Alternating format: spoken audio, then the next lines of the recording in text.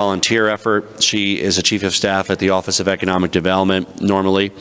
We have Michelle Barnes, the executive director of the Colorado Department of Human Services, and we have Mike Johnston from Gary Community Investments, one of our key nonprofit sector partners on this.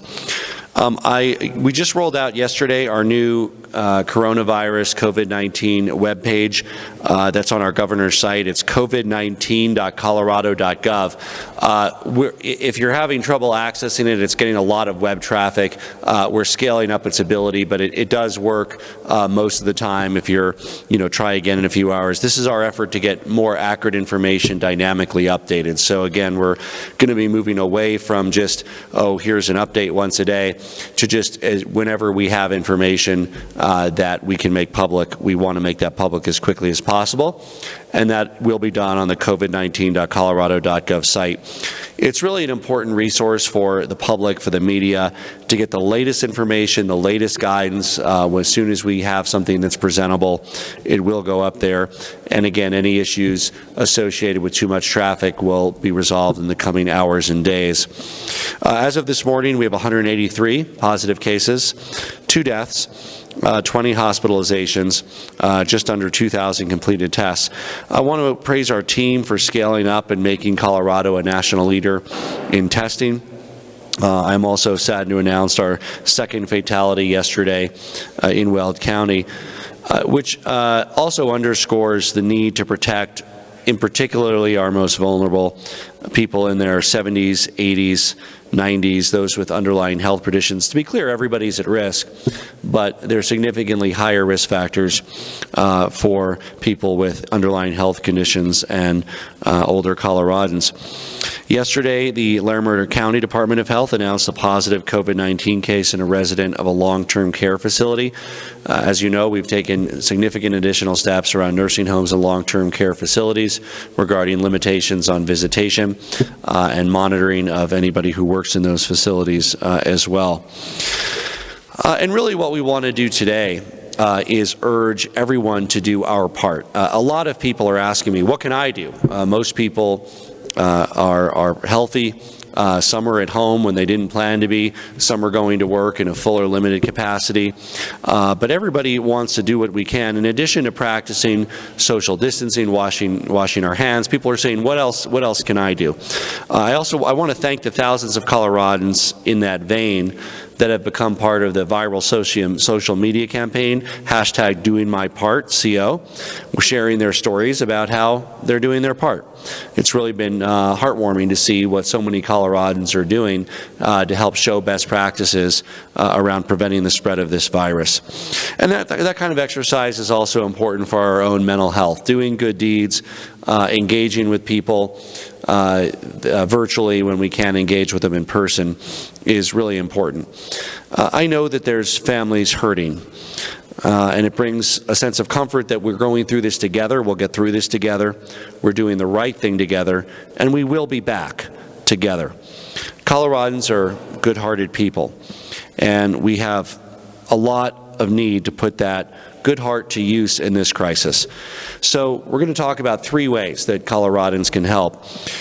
First, we are putting together a relief fund. Today we're formally announcing the Colorado COVID-19 Relief Fund that supports prevention, impact, including helping people who've lost their jobs, and ultimately recovery efforts. I'm very proud to announce the co-chairs of this effort, Roxanne White, who was Chief of Staff under Governor John Hickenlooper, and Rick Sapkin, a respected businessman, both very well-respected community leaders in Colorado. I'm also proud to announce that my own Deputy Chief of Staff, Danielle Oliveto, is being detailed to that effort. And I want to thank Mile High United Way, our fiscal sponsor, for this critical effort to help Coloradans. In just the last 2 days, we've raised over $2.8 million. That's a remarkable achievement that really shows the generous heart of Coloradans and will make a difference for those who've lost their jobs and are facing real difficulties. And that number is going to grow because I want your help as well. Please visit www.helpcoloradonow.org if you're in a position where you can make a donation of $5, $50, $500, whatever you can afford to do. Partners from various sectors have already stepped up to do their part. I want to thank the Denver Broncos. I want to thank Kent Theory and his wife Denise. I want to thank the Colorado Health Foundation. I want to thank Rob Katz and Alana Amsterdam, Wells Fargo, many, many others. And that information will be available to the press in terms of who is helping. And we really hope that the rest of the corporate and philanthropic community will continue to step up to make sure that we have those flexible resources. The nonprofit resources will always be more flexible in their use than public resources, state or federal, and to really have those resources to meet that very real need and very real pain that people are feeling who have lost their jobs, who are trapped at home, who don't know what to do for their kids. And that work will really fall into three main buckets: prevention and impact. And then as we get into it, we want to keep our eye on recovery. On the prevention side, that means that this $2.8 million, which is rapidly growing with your help at helpcoloradonow.org, will support medical supplies, nursing home staff coverage, cleaning supplies for care facilities, homeless shelter staff coverage, cleaning supplies. And on the impact side, we want to focus on how we can help Coloradans who've been directly impacted, not the medical side, the directly impacted in terms of job loss, weather this storm. That means supporting people who have worked in food services. It means helping kids, older Coloradans, and others in need. It means early childhood education availability so that our critical sector workers in healthcare and first responders can continue to work. You know, childcare is especially important if parents are receiving intensive treatment. Supporting technology that helps Coloradans connect with one another, connecting for work, telecommuting, but also connecting socially. Again, so important when we're not able to be in one another's physical proximity that we support efforts to bring us together virtually. We also plan through the Impact Fund to help small businesses, impacted small businesses, and of course the hourly and part-time workers and full-time workers that are temporarily losing their opportunity to support their families. The Impact Fund will support behavioral health, which we know will be a big challenge, particularly as people are asked in various areas in various ways to hunker down and minimize their social contacts, and also support our volunteer services, which I'm going to expand upon in a minute. And finally, I want everybody to know that this will end. There will be a recovery. This is going to get worse before it gets better. But we will keep our eye on the ball in planning with impact funds for a recovery, which means small business recovery efforts to get the economy back and people back to work, mental health and substance abuse support for our most vulnerable, and continued use and support ongoing continuity for medical supplies. Again, if you'd like to help, please visit helpcoloradonow.org. And I know that Coloradans aren't just financially generous. Not everybody is in a position to be financially generous. We're also generous with our time and our effort. Now, we've been inundated with requests of people asking how they can help. So we're launching our official volunteer effort at Help Colorado Now. So again, if you can't donate money, please consider donating time. Sign up to volunteer at helpcoloradonow.org. It'll ask you about your skills and what you're able to do and what you'd like to do. And we will be coordinating that effort with our volunteer agencies, nonprofits, and others across our state. The effort's being led by Sarah Andrews, who is the Chief of Staff at the Office of Economic Development and International Trade.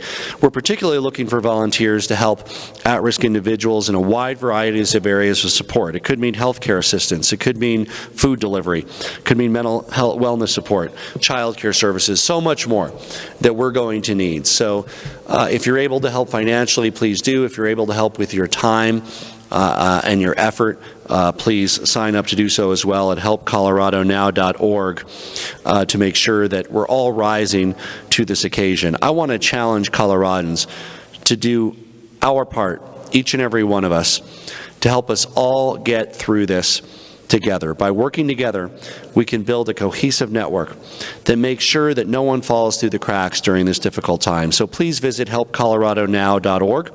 Sign up to be a volunteer. We also need volunteer leaders if you have experience managing or organizing, and let us know what your organization volunteer needs are. One final ask. In addition to the need for funding and volunteers, we have a need for blood donations. There were a number of blood drives that were canceled because of the social distancing, but there are still safe protocols for giving blood. People can go in and have a time and do that.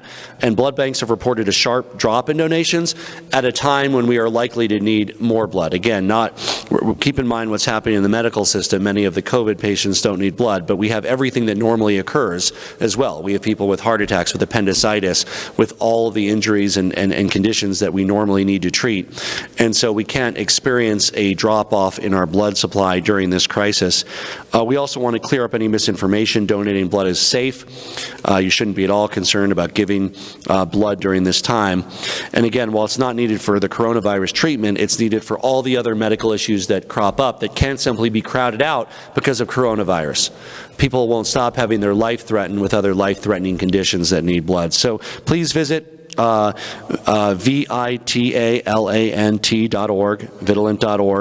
also consider calling the other centers. We will have their phone numbers for you.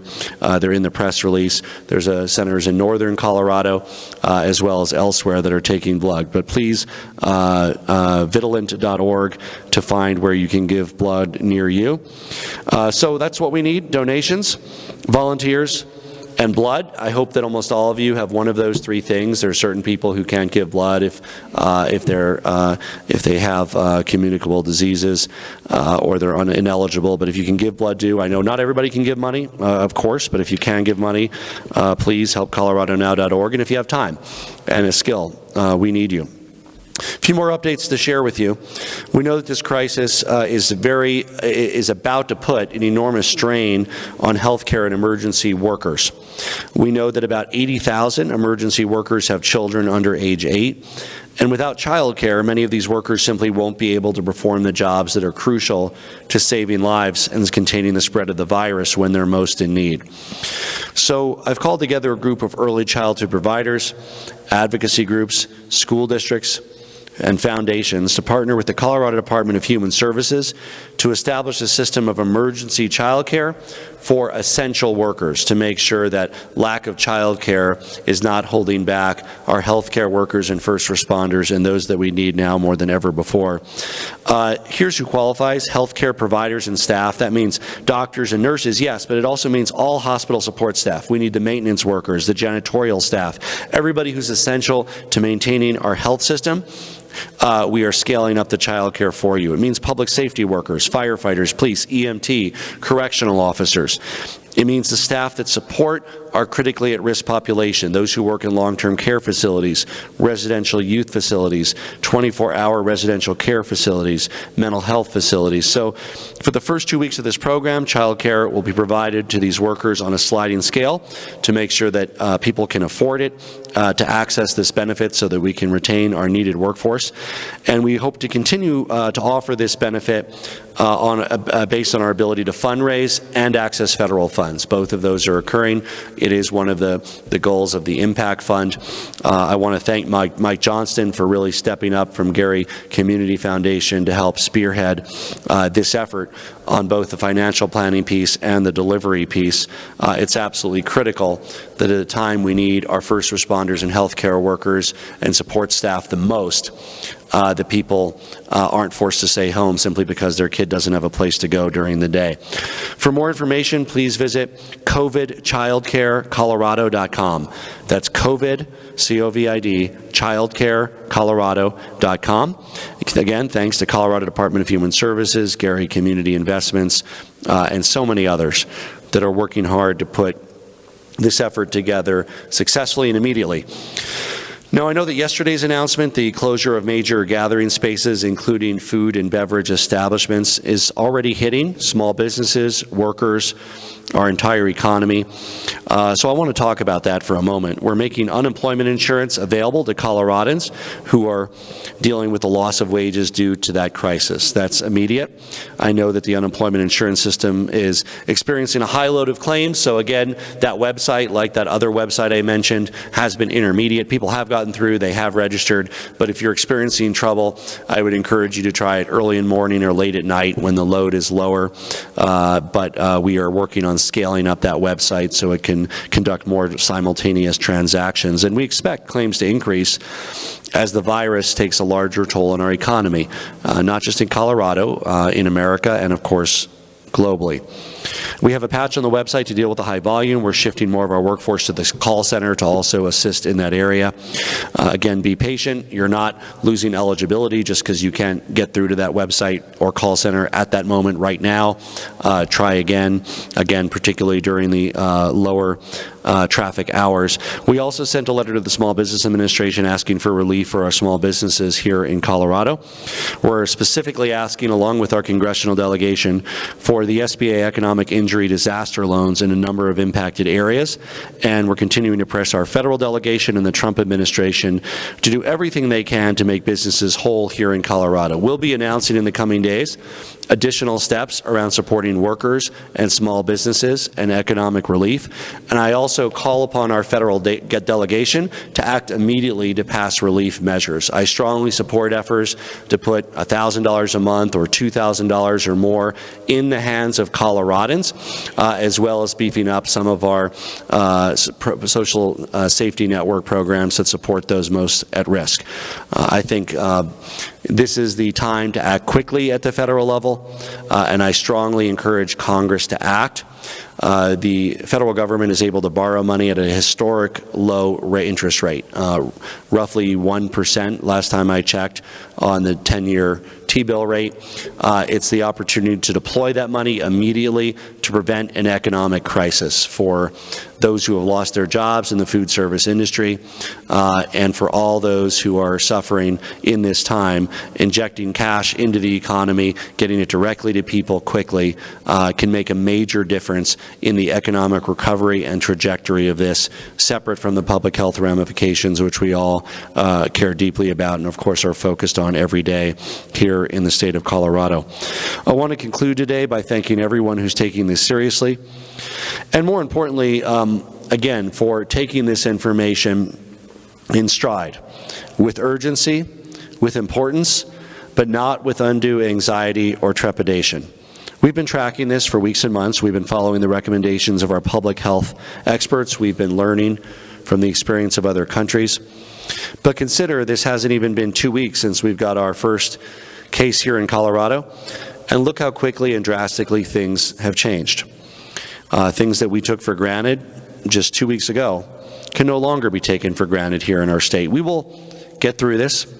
We will return to good times, but we're going to get through this together by talking, by sharing, by being prudent, and by showing precaution, not by letting anxiety and fear overwhelm us. How are we going to get through this together? You know, I know there's serious kitchen table issues that many families are facing right now. It's one of the reasons I've called on the federal government to act to get some money out to families, particularly those affected, but all families that are suffering. And I know that we're dealing with a public health disaster on the one hand, and we're dealing with a volatile economic situation on the other hand. Again, a volatile economic situation not just in Colorado, but nationally and internationally. Now, I want to be clear, we have to address the public health issue, and you'll continue to see additional guidance requirements in the coming hours and days with regard to containing the spread of the virus, because if we fail, the economic consequences of the virus running rampant will be far worse in the medium and long term. This will be difficult, but this will also be temporary. Eventually, things will return to normal. The vast majority of us, as many people as possible, are going to be just fine. And we're going to take the steps we need to avoid catastrophic loss of life for those who are in need of urgent care because of the COVID virus by flattening the curve of the spread of the virus. Look, there's nothing perfect in any response. Nothing is ever perfect. I can't promise we're going to get everything right, but what I can promise you is that our team, our medical experts, those who we pulled into this effort and detailed into this effort, and everyone involved with this effort, are going to keep our shoulders against the wheel, and we're going to press on and do everything we can to balance all of these competing factors until we reach the other side.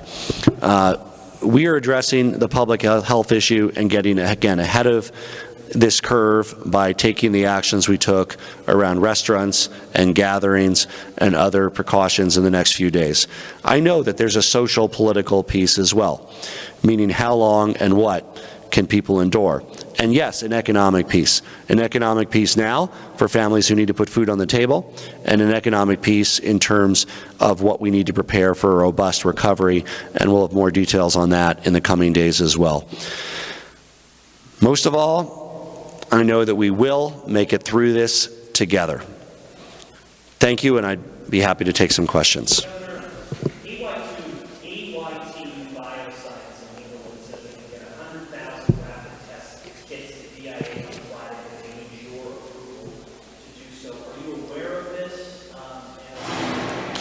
We want to scale up testing as fast as possible. I hope that they're not going to DIA to get out of here. We want them here in Colorado. So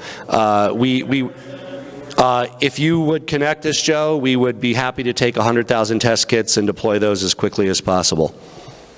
We would rather they don't go to DIA and out of the state. Governor, some localities and states talking about sheltering in place. Is there any discussion about sheltering in place in any community in Colorado right now? We're looking at all of the public health options that are on the table for the appropriate deployment to minimize the spread of the virus. There's a number of steps that have been taken, and you can expect additional steps in the coming hours and days. Some are being taken by county health departments because of Summit and Gunnison County as an example of taking additional steps, and some are being looked at for the state.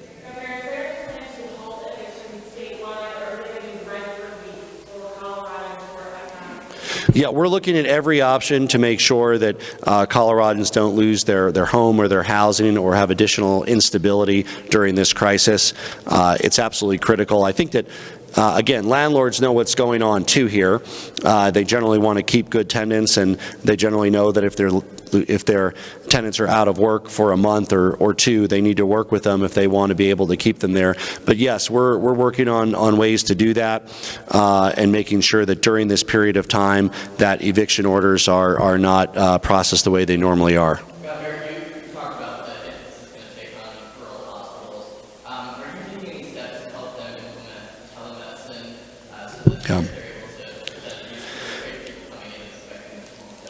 Yeah, actually, that's more than just rural hospitals. That's really all hospitals are really doing a couple things, using telemedicine where possible, especially around screening, but also moving and canceling and delaying elective procedures. Now, that's tough because it's always a question of what's elective. There's things that are clearly elective that you can reschedule. There's others that you need to get done, but might be able to be put off a matter of weeks or months. So with all of the providers, rural, urban, suburban, we are in contact with them and working on how we can best manage the caseload during this crisis to make sure that those have critical care needs unrelated to coronavirus can continue to have those met, as well as the surge capacity for those who might need treatment, including oxygen or even ventilators for coronavirus. How are we doing on key ventilator supplies such as ventilators? What? How are we doing on key ventilators? Yeah, we have. That's one of the things that we're most worried about, and why we're taking these strong social distancing steps to avoid the spread of the virus that overwhelms our ability to provide the last line therapy. That's ventilators. Keep in mind, there's many intermediate steps. That's the most drastic, but oxygen treatment and other forms of treatment. So again, we're focused on doing what we can to bend this epi curve to delay and slow the spread. to prevent our hospitals from being overwhelmed. Based on these actions, again, as we've seen in other places, I can't guarantee that our hospitals won't continue to be overwhelmed, but we're doing our very best by, in a timely manner, a specific manner, a well-orchestrated manner, rolling out this public health guidance and orders.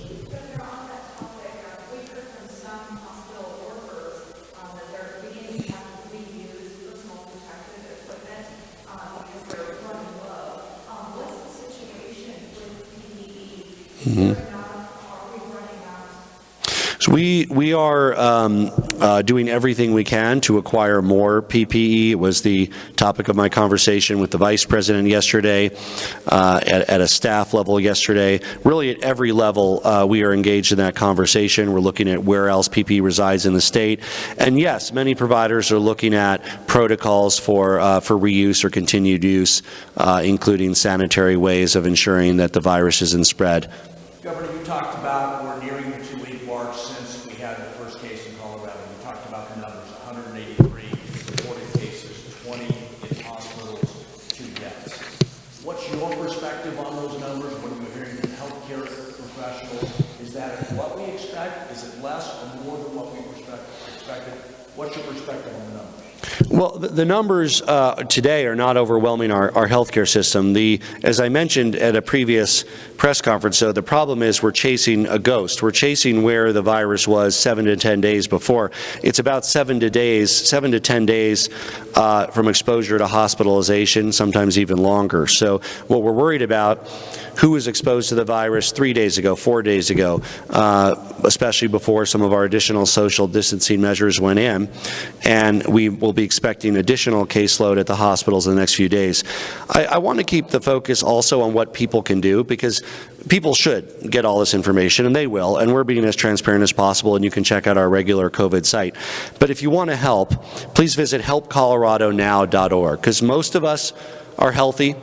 A lot of us have needs, but some of you have the ability with time or financial or your blood to really be able to help the state weather this crisis and save lives. So please visit helpcoloradonow.org and sign up as soon as you can. If the website's experiencing traffic difficulties, again, write it down and try in an hour or two, helpcoloradonow.org. I hope it's experiencing traffic difficulties, because I hope 10,000 of you right now are signing up. And if that's the case, please try again in a couple hours.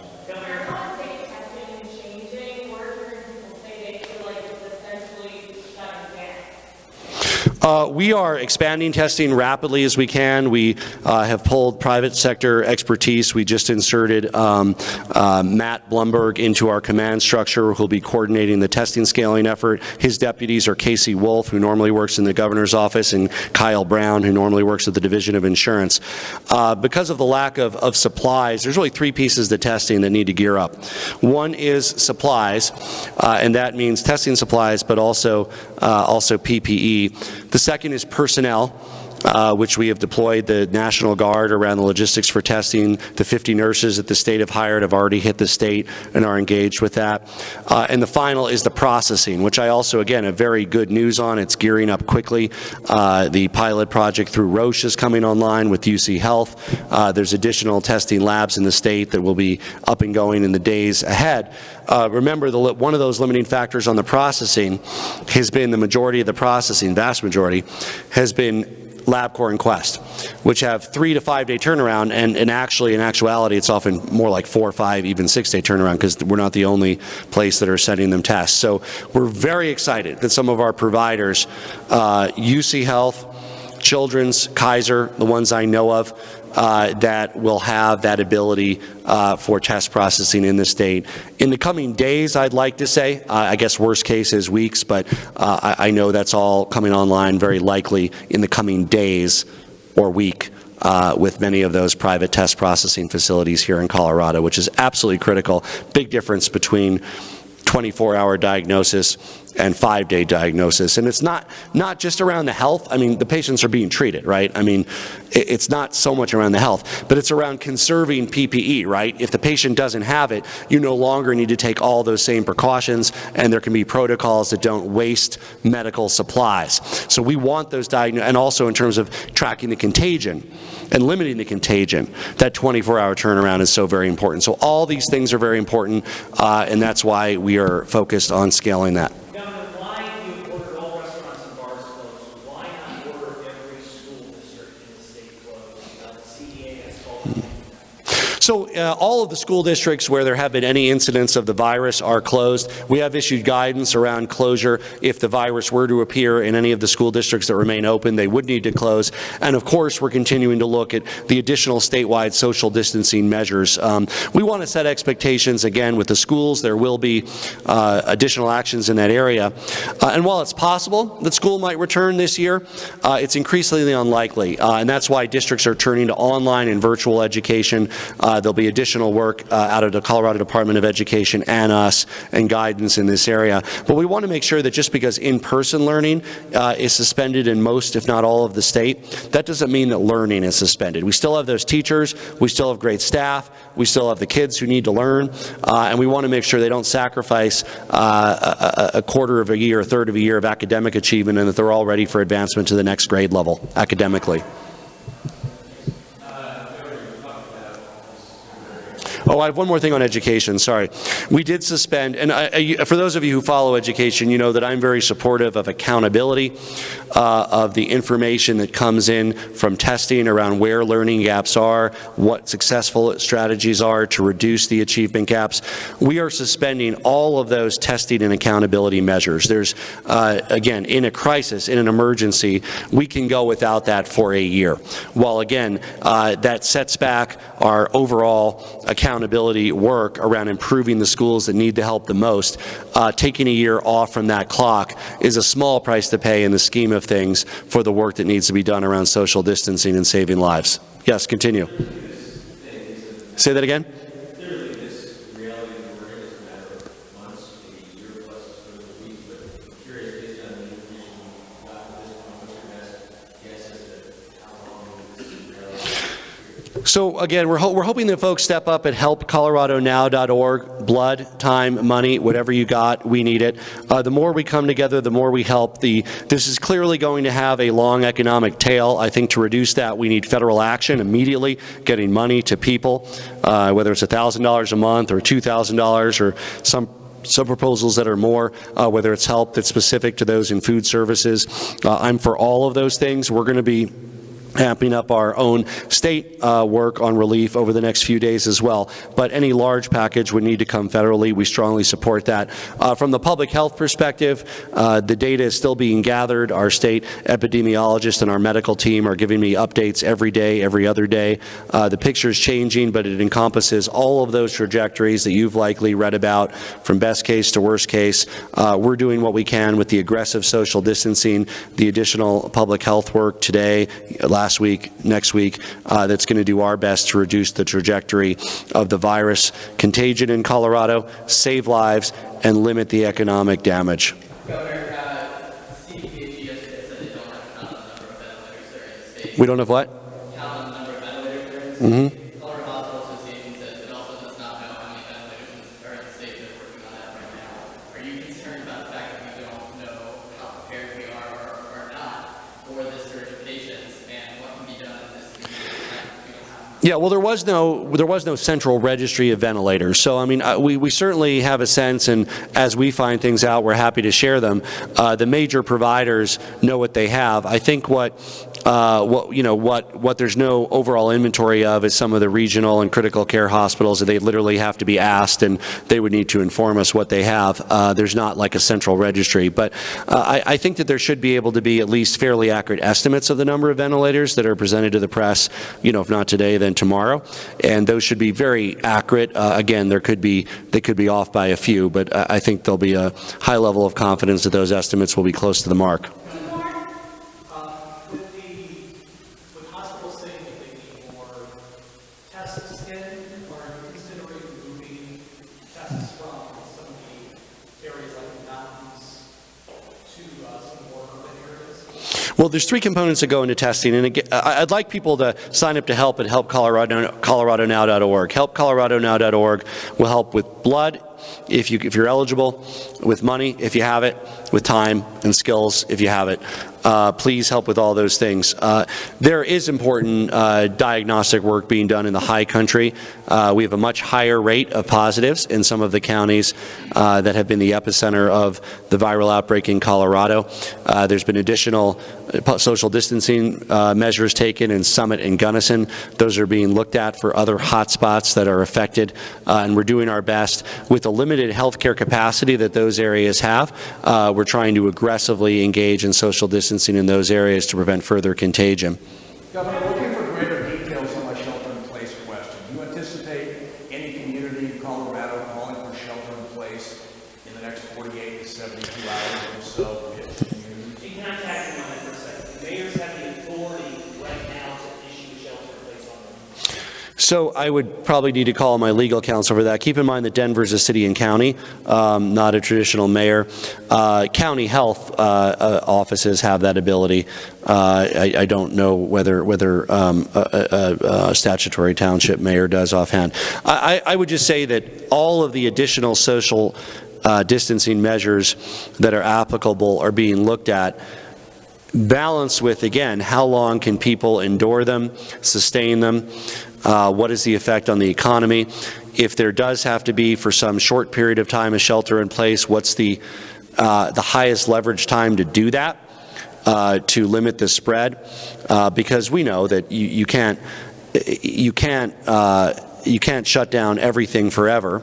And when people are, again, we don't know when there'll be a vaccine, we don't know when there'll be a cure, but we have to make sure that we have it in a way where there's compliance, where there's social order, where people can support themselves. And so looking from a public health perspective first, Colorado's been very aggressive in these social distancing measures. You can expect additional supplementation, as you have seen every day. This week, I believe, you'll see more in the next coming days. The restaurants and the bars have closed.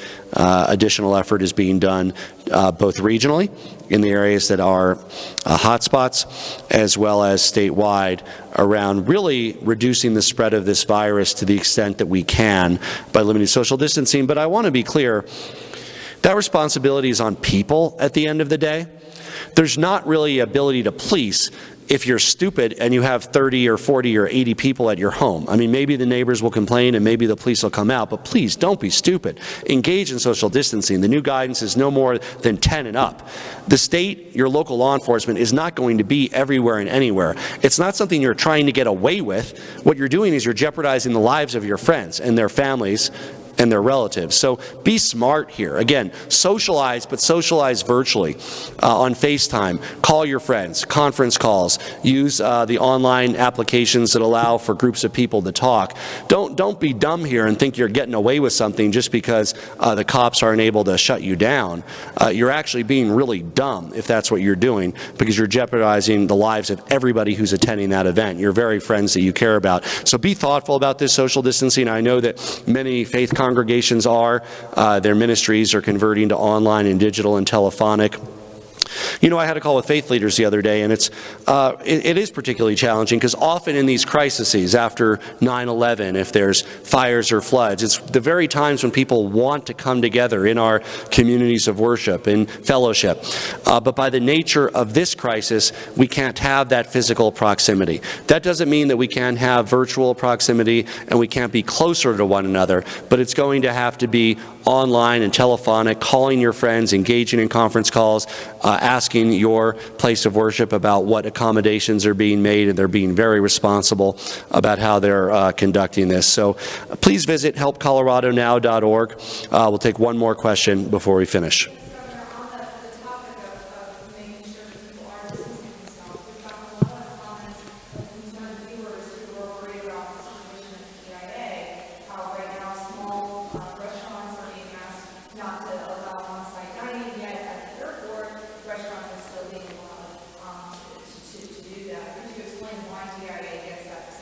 Yeah, DIA is exempt from these orders. It's under a different authority.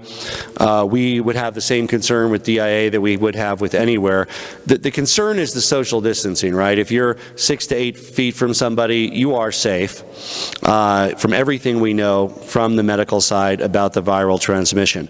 I really hope, and I'm confident, that if this is enduring for a longer period of time, that we have social distancing protocols that allow more and more businesses to operate. So again, in the short term, the social distancing is likely to get more severe. You'll get additional guidance. But if this is going to be endured, if we're going to get through this, we need to figure out how to accurately and correctly do social distancing while allowing as much normalcy as possible. So that first step is the extreme social distancing, the orders of the last few days, the coming work, the work of the counties like Summit and Gunnison in that area. But that second round of work will be how can we have as much normalcy as possible while without sacrificing the public health. And that will mean how can we ensure and enforce adequate social distancing in dining and other establishments at a limited capacity, a very limited capacity. We're not there yet. We need to act now, we need to act boldly, but we also want to figure out what's sustainable for weeks or months, hearing the different trajectories of the likelihood of this. Please visit helpcoloradonow.org. I really suspect that almost everybody listening can either help with money, it might be $5 or $1, it might be $100 or $500, or with time, particularly if you have the ability to help with childcare or other areas that are in need, or you're a recently retired paramedic or nurse that's willing to come back into the workforce, and with blood, if you're eligible to give. We need to make sure that we're able to address the ongoing need for blood that saves lives every day here in our state. www.helpcoloradonow.org. We're going to get through this together.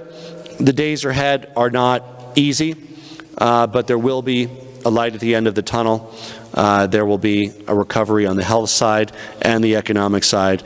In the meantime, let's all work together and show that true Colorado strong spirit in making sure that we can help those most in need among us and save lives by continuing to prevent the spread of the virus. Thank you.